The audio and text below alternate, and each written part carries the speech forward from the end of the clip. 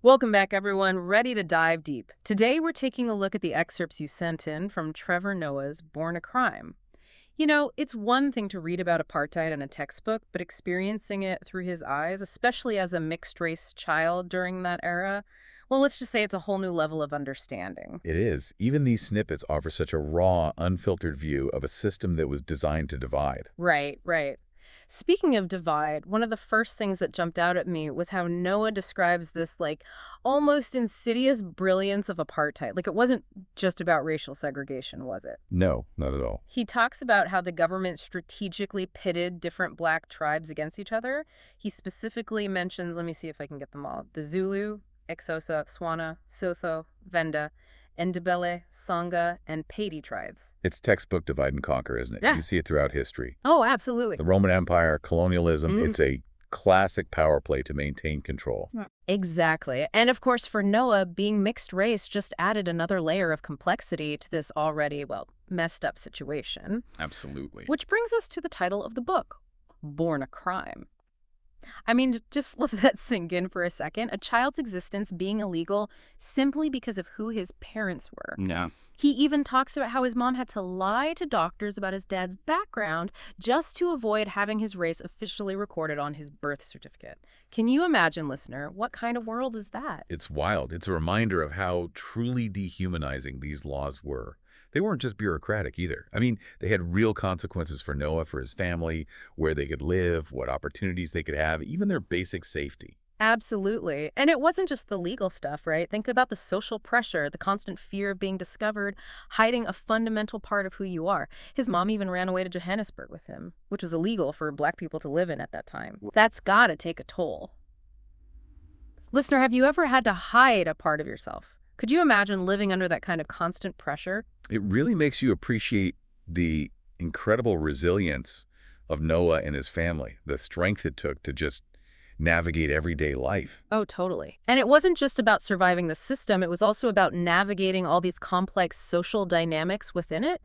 Like Noah describes having to learn multiple languages, not just to communicate, but to actually fit in, to almost code switch depending on who he was with. Yeah, for sure. So he'd be hidden from the police to avoid trouble, but then his grandmother would give him special treatment because he was light-skinned. And he even talks about facing racism from both white and colored people. It's crazy. It's not a simple black versus white situation, is it? No, not at all. That colored classification added a whole other layer of a complexity, creating this kind of hierarchy within a hierarchy. Totally. It makes you realize it wasn't a simple us versus them situation. So, listener, have you ever experienced a situation where the social dynamics were so, I don't know, complex, where identity wasn't just black and white? Totally makes you think. And speaking of complex situations, one thing that really stood out to me was Noah's entrepreneurial spirit.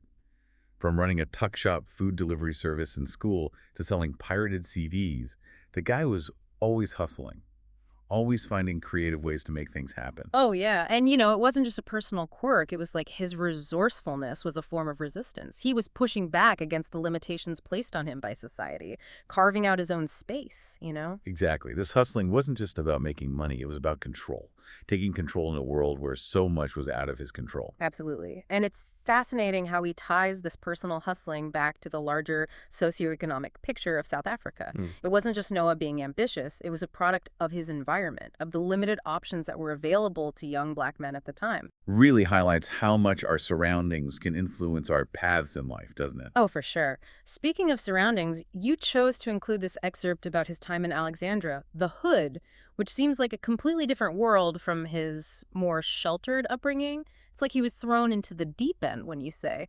Listener, did this transition stand out to you? It's almost like a coming-of-age story within a coming-of-age story. Like he's forced to confront this harsh reality where survival sometimes outweighs morality. He talks about the different avenues, the hierarchy there, the crime, the violence, things he hadn't experienced before. Yeah, he even says that getting arrested was almost like a rite of passage in Alexandria. Crazy. His description of the hierarchy within the Hood, like how just your address determined your status and safety, that was fascinating. It's like even within a marginalized community, there were these further layers of marginalization. Absolutely. And it shows you the complexities of poverty, how it can trap people in these cycles of violence and despair. It really does. Now, it's almost jarring to think about his father living this comfortable life just 2 blocks away. He even mentions a park where kids of all races played together, a stark contrast to the world Noah was experiencing. What do you make of that, listener? Does it challenge the way you think about the impact of apartheid? It does. It shows just how wide the gap was, even within the same city. It makes the whole system seem even more ridiculous, doesn't it? Yeah. Creating these totally different realities just a stone's throw away from each other. Totally. And of course, we can't avoid the darker parts of his story, like his relationship with his stepfather, Abel. Yeah, that's where things take a more serious turn. Hmm. Noah paints this really complex picture of Abel. He's charming, but violent. Well-intentioned, but struggles with alcoholism and abuse. The story about Abel borrowing his mother's car to supposedly get milk, but ending up driving some young woman 3 hours away because, he thought a beautiful woman shouldn't have to wait for the bus, that was wild. Abel was a complicated character for sure. Definitely unpredictable. Capable of incredible generosity one minute, terrifying violence the next. Listener, what are your thoughts on this? Did you find yourself trying to understand Abel, or were you just completely put off by him? Yeah, that's a good question. And it's Abel's unpredictable nature that really leads to the turning point in Noah's story. A turning point that forces him to confront the devastating reality of domestic violence. Abel's character was so complex. Noah really captures this push and pull between good and bad. His good intentions tangled up with his alcoholism and abuse. It makes you think about Noah's mom and how she dealt with that. She put up with so much, never gave up on him, did she? Listener, did her unwavering faith in him resonate with you at all? Have you ever been in a situation where you had to balance hope and reality in a relationship? It's a tough question, right? Was her faith a strength holding on to that hope?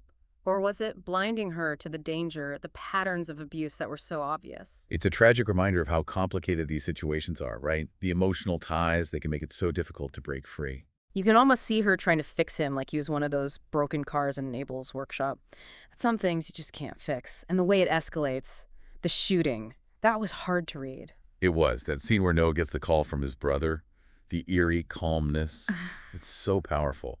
And then to actually call Abel, to confront him, I mean, talk about courage, especially in a moment of pure rage and grief. Listener, can you imagine what Noah must have been feeling at that moment? It's raw, it's intense. You can almost hear the tension in Noah's voice as he's telling the story. But even with all that trauma, his story isn't just about despair, is it?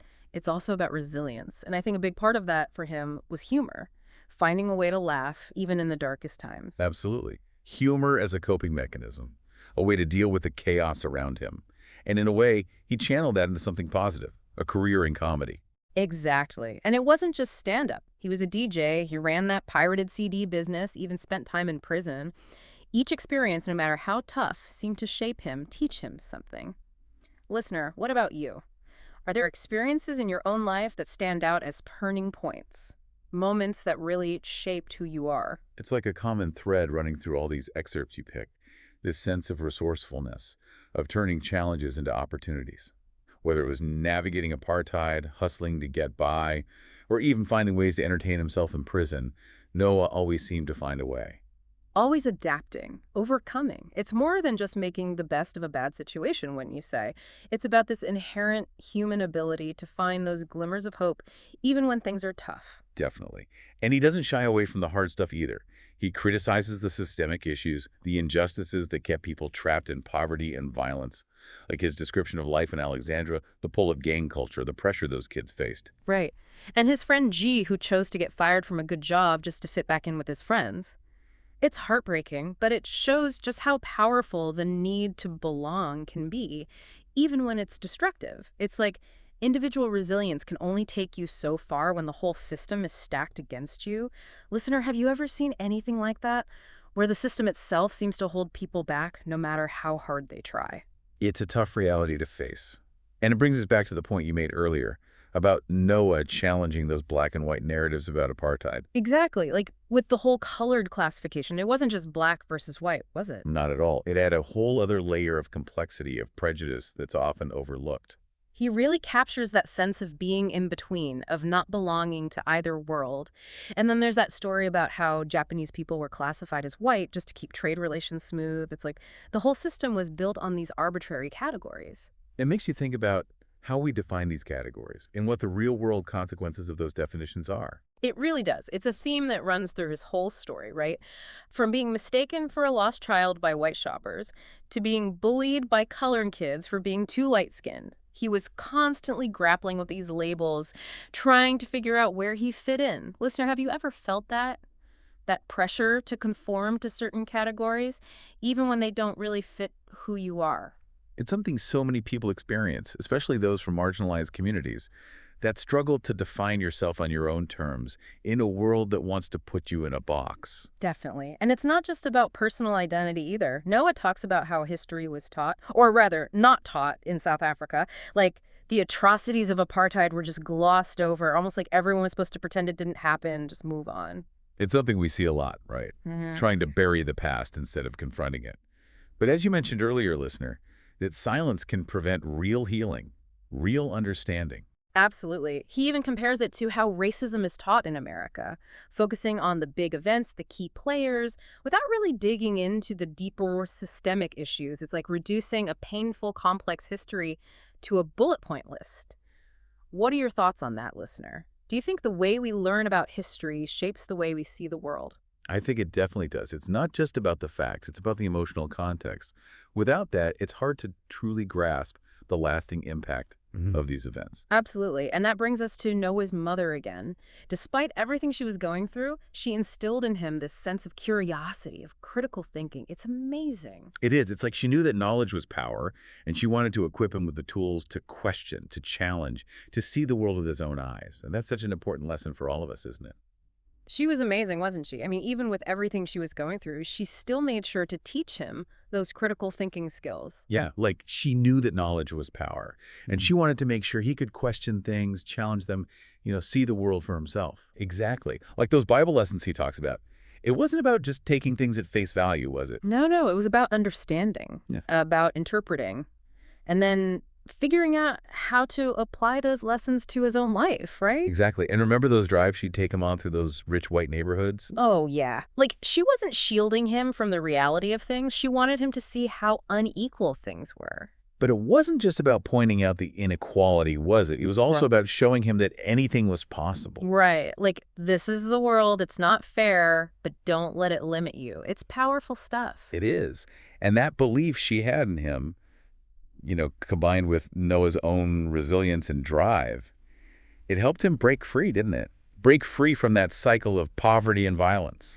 It's pretty inspiring when you think about it. He finds success as a comedian, travels the world, uses his platform to speak out against injustice. I mean, it shows you what's possible. It really does. He becomes this voice, this representation for experiences that are often ignored, challenges stereotypes, forces us to confront some uncomfortable truths, and it makes you think, what else is possible? Absolutely. And it's not just his story, is it? It's the way he tells it, using humor to address these serious, complex issues. It's such a powerful tool. Humor can disarm you, make you think about things in a new light, and he does it masterfully. He really does. So, listener, what about you? What part of Noah's journey really stuck with you? How does it connect with your own understanding of, I don't know, the world even? His story is a reminder that there's always potential for growth, even when things are really rough. Mhm. Like no matter how bad things get, there's always a chance for transformation. That's the beauty of the human spirit, right? Yeah. Our ability to adapt, to overcome, to find joy in unexpected places. Well said. Trevor Noah is Born a Crime. It's more than a memoir, wouldn't you say? It really is. It's a powerful reflection on race, identity, resilience, and the power of laughter to help us heal, to connect us. Absolutely. It's been a real pleasure exploring these excerpts with you. It has. A huge thank you to you, listener, for suggesting this deep dive. We always love it when you share your interests with us. It's what makes this show so great. If you want to keep exploring these themes, I definitely recommend checking out the full book. It's an amazing read. And until next time, keep diving deep.